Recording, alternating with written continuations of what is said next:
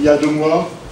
On ne voudrait pas que ça se reproduise. Alors, en conformité avec la loi, nous vous prévenons qu'en assistant à cette soirée, vous êtes susceptible d'être filmé ou photographié.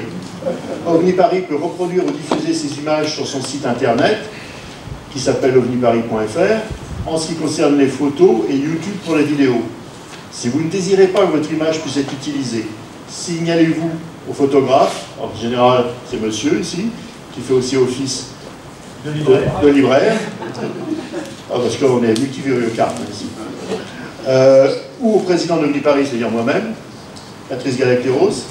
Il serait bien aussi que vous vous installiez en arrière de la caméra, ce qui éviterait que vous soyez filmé et vous simplifierait considérablement la tâche au montage. Ah oui, parce que ça peut vraiment être très difficile. Ça va être dur.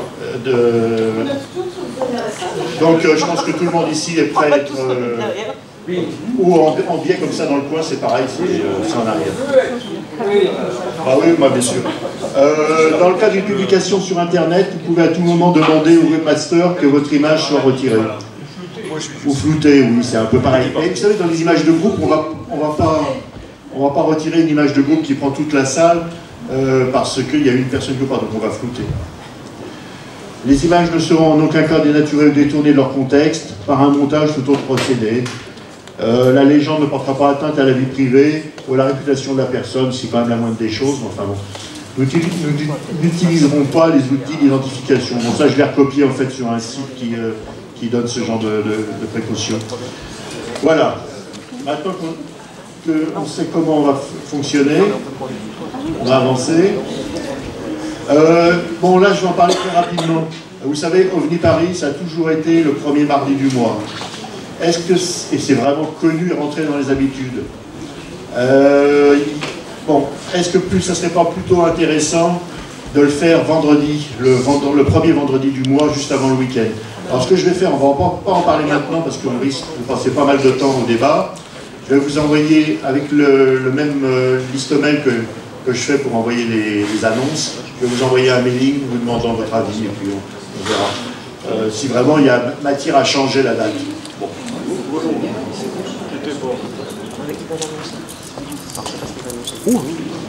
Oui, alors ça je voulais en parler en mars, malheureusement vous savez la conférence de mars a été annulée parce que Marie-Thérèse de Vos n'était pas disponible, et d'ailleurs moi pas tellement non plus, ça tombait vraiment mal. Philippe Rancillon, que pas mal de gens connaissent parce qu'il venait ici assez souvent, et surtout au repas ufologique, il est décédé, il est mort à son domicile, il a fait une embolie pulmonaire. C'est une nouvelle que j'ai appris en début mars, donc je voulais en parler le 5 mars. Donc c'était quand même un personnage parce qu'il avait... Bon, c'est vrai qu'il pouvait être un peu exaspérant, comme dit la personne, c'était un ufologue passionné et passionnant, c'est vrai. Mais il avait des idées intéressantes et moi j'aurais bien aimé discuter avec lui. Voilà. C'était quelqu'un de très gentil. Allez, soyez gentil. Bon, on part sur l'ufologie. Alors le nouveau numéro de Lumière dans la nuit est sorti, 435.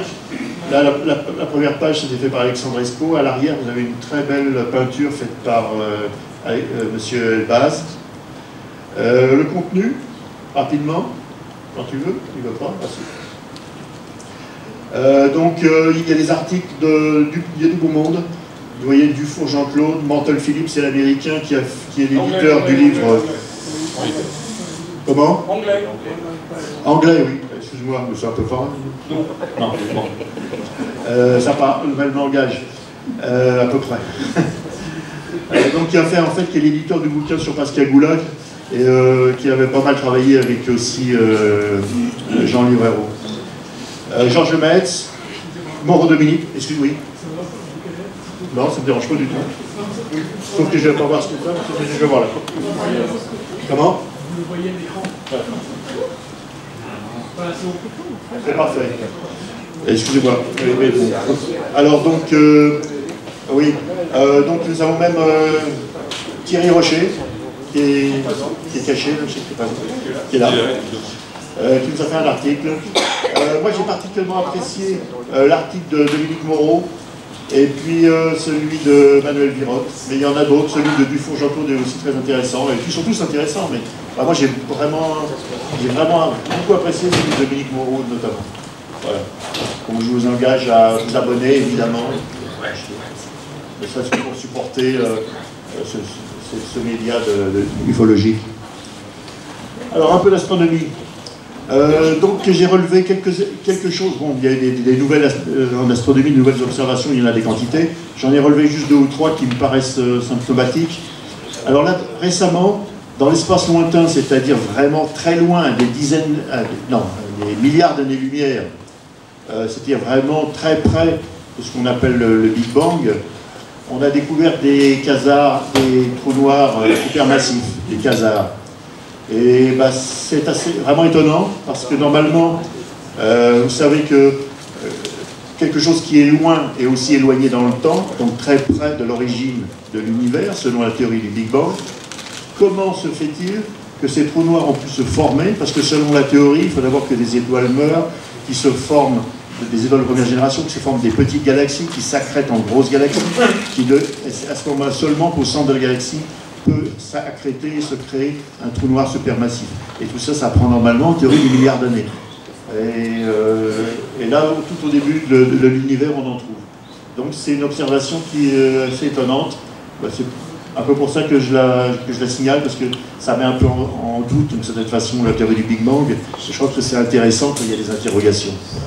C'est toujours un peu mon point de vue un peu subversif et anarchiste.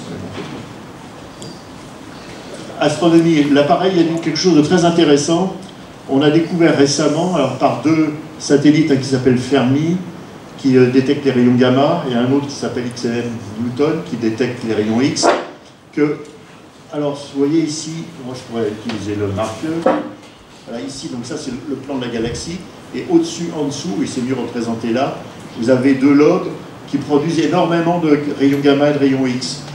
Alors je ne vais pas rentrer trop dans les détails, enfin je vais dire simplement que ces rayons gamma sont probablement produits par le choc d'électrons sur des braves photons ordinaires qui n'avaient rien fait à personne et puis qui se font taper par ces électrons relativistes et par un effet qui s'appelle l'effet Compton, les électrons perdent leur énergie et c'est les photons qui en gagnent et qui deviennent des photons X ou gamma.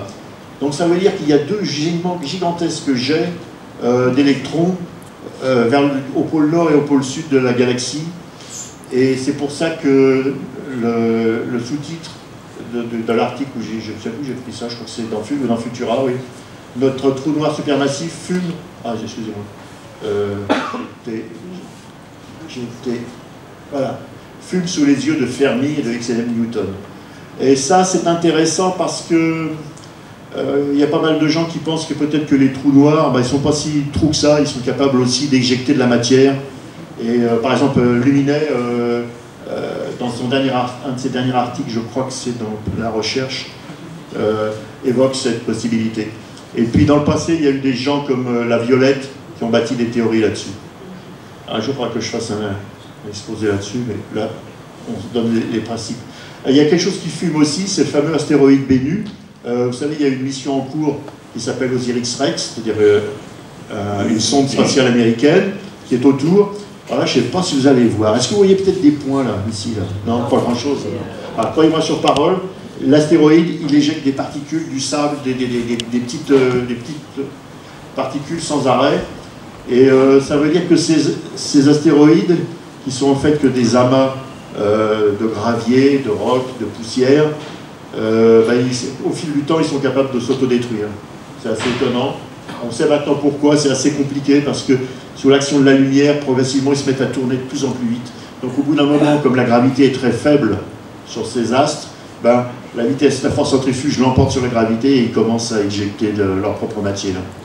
C'est assez étonnant.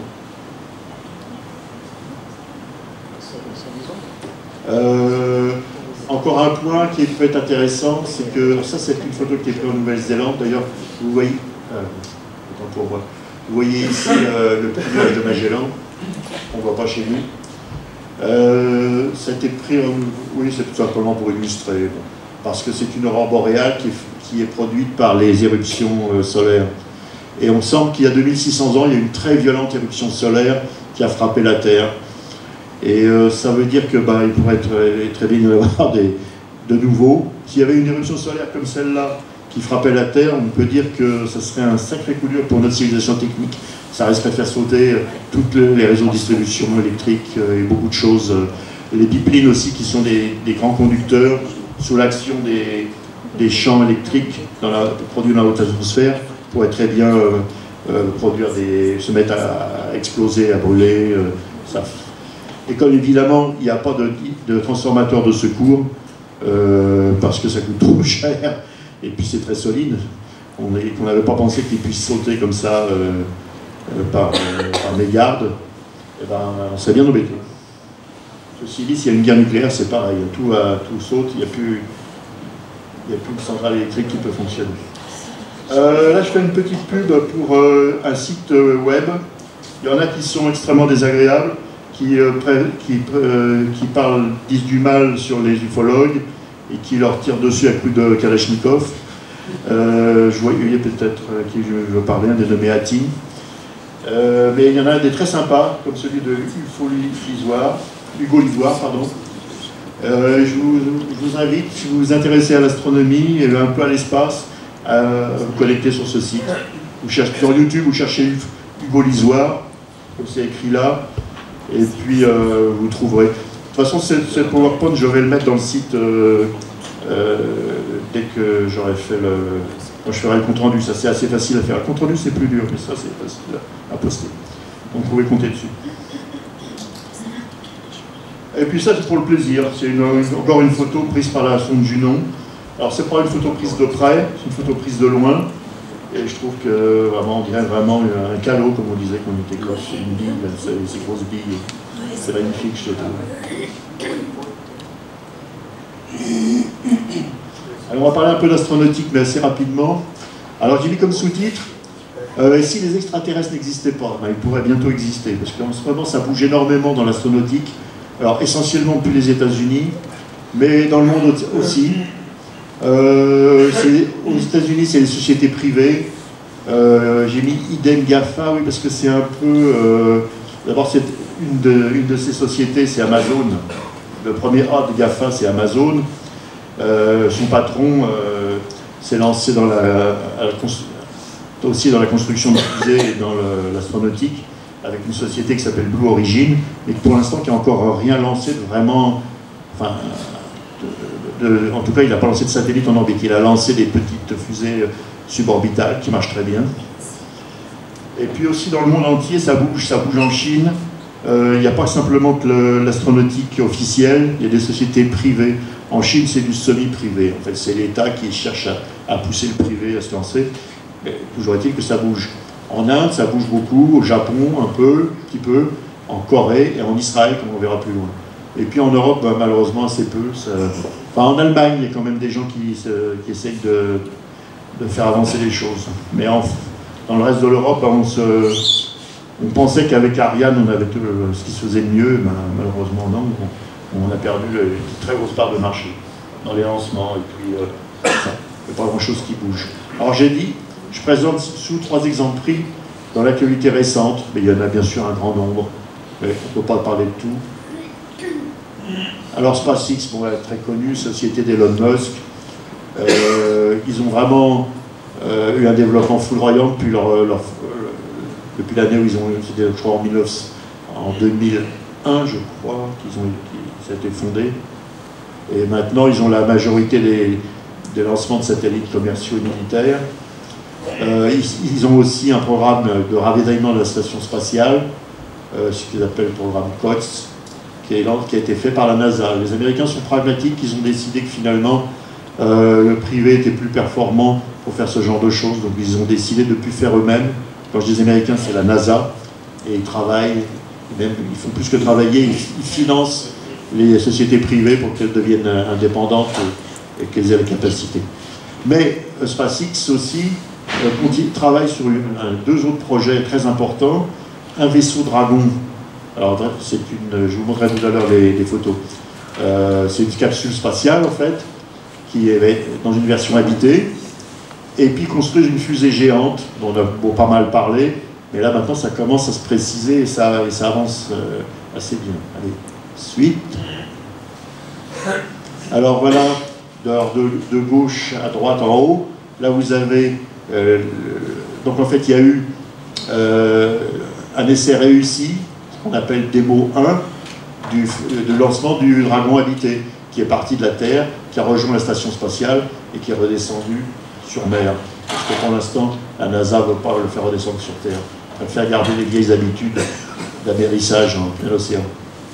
Donc là, vous avez, alors ici, vous voyez, vous avez ce cône là, c'est la capsule Dragon version habitée. En dessous, c'est le module de service qu'ils appellent Trank, les Américains. Et là, c'est une rampe qui, dans le futur, permettra aux astronautes de rentrer dans la capsule. Donc là, je ne sais pas si c'est une photo, un dessin d'artiste, mais enfin, je la trouve bien. On voit le vaisseau Dragon habité qui approche de l'ISS, qui est prêt à s'y accrocher, à s'y accoupler. Et là, vous avez d'ailleurs, ce qui est intéressant, c'est que l'ancien modèle de vaisseau Dragon, qui sert uniquement à transporter du cargo. Là, c'est une vraie photo. Vous avez ici un astronaute russe, là une astronaute américaine qui sont en train de rentrer, enfin elle est en train de rentrer, lui il est déjà rentré dans le vaisseau Dragon. Vous avez là, oui, qui a été un peu brutal.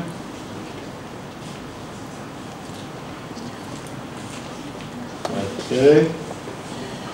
Vous avez là un mannequin.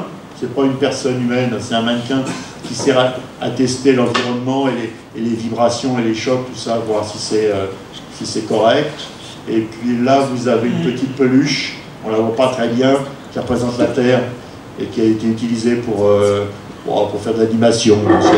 Les Américains savent très bien faire la communication et ça permet de montrer, par exemple dans les écoles, comment fonctionne la pesanteur. Et puis à la fin, vous voyez l'atterrissage, enfin l'amérissage plus exactement. Et il est extrêmement précis cet amérissage, parce que vous voyez ici les deux hors-bord qui foncent pour choper la capsule avant que, je sais pas, il se passe quelque chose enfin pour le récupérer en tout cas. Donc ça veut dire qu'elle est tombée exactement, pratiquement au point prévu. Allez, il y a encore pas mal de choses. Bon là très rapidement, ça c'est ici vous avez un dessin d'artiste ce qu'ils appellent Super Heavy, c'est-à-dire le booster, et Starship, la fusée géante, qui sera l'ensemble, les deux modules seront entièrement récupérables. Et ça pourra mettre 100 tonnes en orbite basse, c'est vraiment un monstre. Au début, ils pensaient 250, ils sont réduits à 150, et maintenant ils en sont à 100 tonnes, et je crois que là ils vont tenir, et le projet avance très bien, très vite. Ouais. Saturne, oui, c'était 120 tonnes. Oui. Ouais.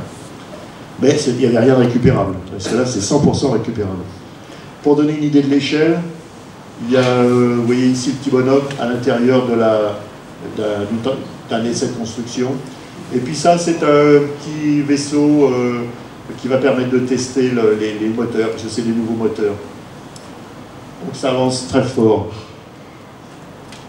Allez. Rapidement, vous voyez, il n'y a pas que des grands pays.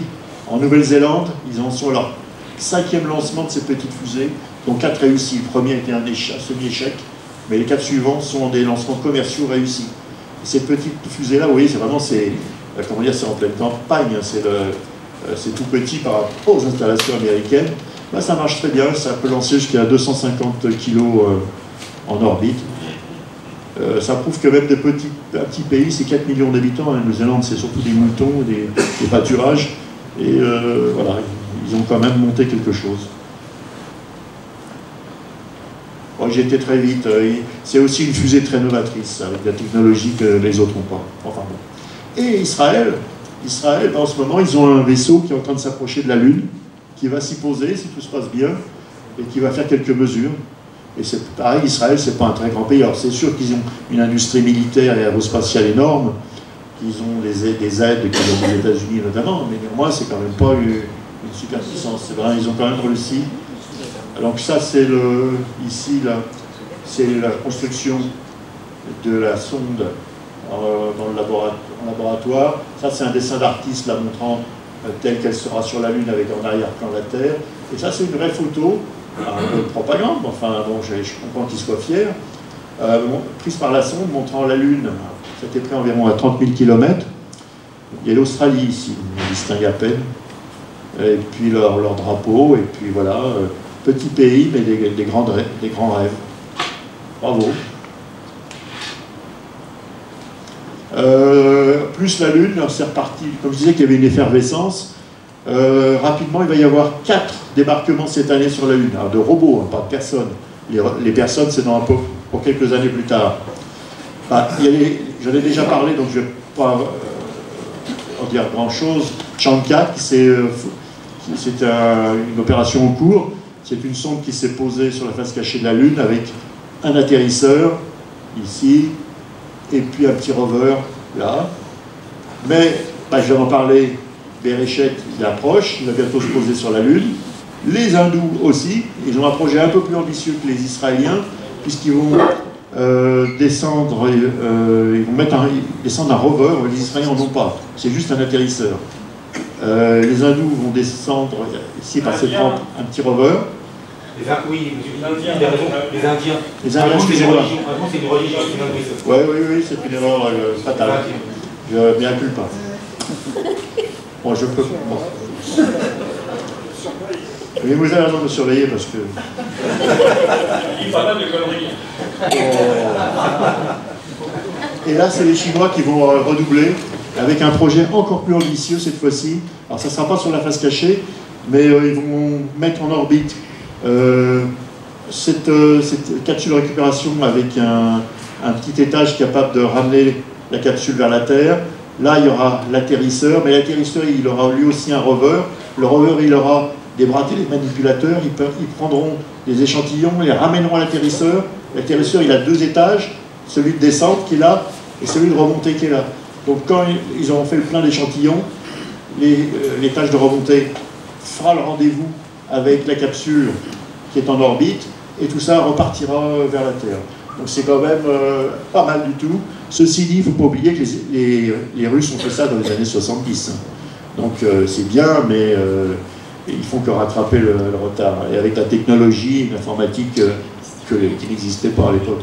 Enfin, quand même, ça devient sérieux. Oui, bon là je vais aller assez vite. En fait, bon, ça bouge beaucoup. Il y a une grande animation aux États-Unis, comment revenir le plus vite possible sur la Lune.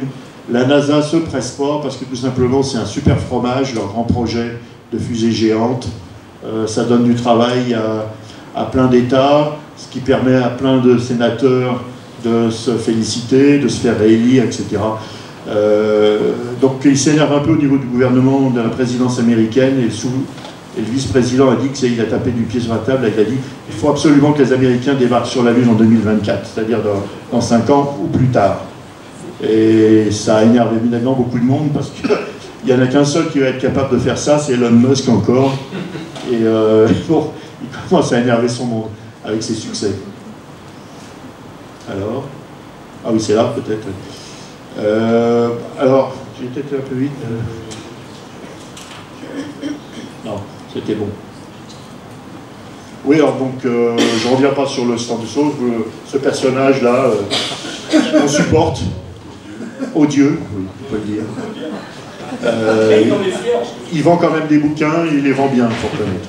Et il les vend pour le Sceau, donc il y a une société qui fait une association qui fait de l'archivage et de la sauvegarde des documents ufologiques, et qui le fait bien. Parce que je suis là pour aussi. Donc, en mai, une conférence exceptionnelle de Colin Chabot, c'est un Québécois qui vient en France. Il va faire 3 villes, Nantes, Montpellier et Paris. Donc il va le 3 mai, il sera ici. C'est donc c'est une soirée commune entre Paris et les repas ufologiques. En fait, c'est les repas ufologiques qui sont à l'origine. Et puis on a décidé de travailler ensemble et voilà, de faire ça ici. On va faire l'affiche plus tard. C'est une affiche, c'est celle que m'a envoyée. Oui, mais il y aura celle avec nos trucs. Parce une plus mieux. Ok. Quand même. Puis le 7, moi je vais faire donc il y aura 2 choses en mai. Une semaine après, Franck Morin, de Jules Verne, grande saga hollywoodienne, l'extraterrestre vu par la science-fiction. C'est pas d'un point de vue des bunkers, c'est d'un point de vue, voilà, sans parti pris, je veux dire. Ça, excusez-moi pour le point d'interrogation, quand j'ai fait la slide, j'avais pas encore l'information. Donc, en avril, les repas ufologiques parisiens, il y aura une conférence de Stéphane Royer qui va nous parler des cosmonautes, les cosmonautes et les ovnis, hein, c'est Voilà. ça? Voilà. C'est le 2 avril? Non, en avril. Ah.